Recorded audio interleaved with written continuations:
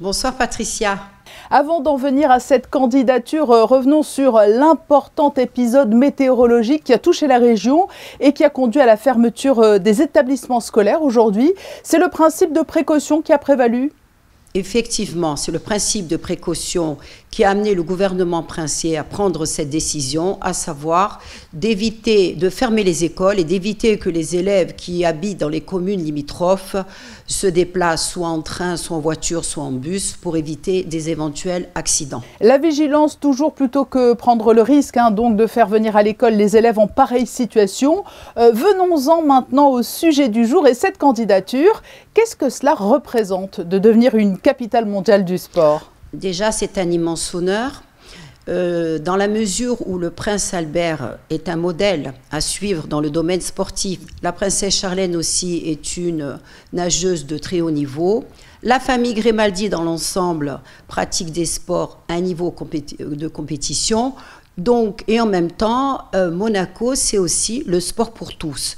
Donc, dans la mesure où Monaco est non seulement une capitale, mais aussi un pays, dans la mesure où le sport s'adresse à tous, aux bébés, on a des bébés nageurs jusqu'aux personnes âgées, aussi bien dans le domaine du sport scolaire que dans le sport amateur, le sport de compétition, il semblait tout naturel qu'on puisse prétendre à faire partie de la famille des capitales mondiales du sport. Mais ça s'inscrit dans quel cadre ? Ce que nous voulons, c'est que Monaco soit encore plus visible à l'international. C'est l'occasion, là aussi, de montrer qu'à Monaco, eh bien, dans tous les domaines, nous avons une activité très active, très impressionnante, très diversifiée, qui s'adresse aux plus petits comme aux personnes les plus âgées, et aussi bien aux scolaires comme aux sportifs de compétition. Et quelle est l'entité qui est à l'initiative de ce label ?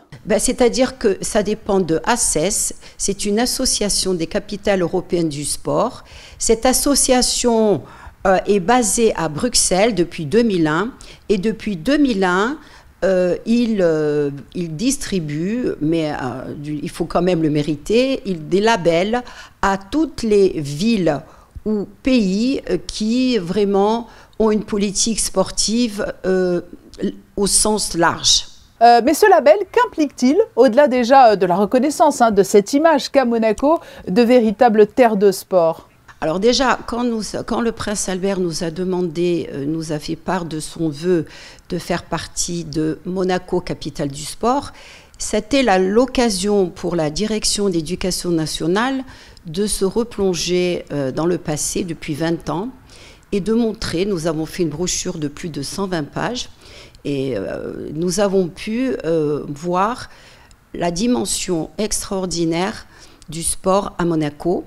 Et nous avons plus de 50 disciplines qui sont représentées à Monaco dans un petit pays de 2 km².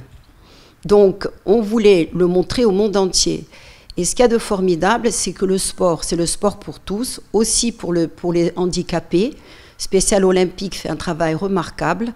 Et même les handicapés, il n'y a pas d'exclusion, mais si vous voulez, il y a de l'inclusion. Et est-ce que cela va donner lieu en 2025 à l'organisation d'événements particuliers, au-delà, on le disait, des nombreuses actualités sportives qui jalonnent l'année à Monaco ? Alors déjà, dans un premier temps, il faut que nous soyons validés. Donc là, je reçois une délégation qui est menée par M. Lupatelli.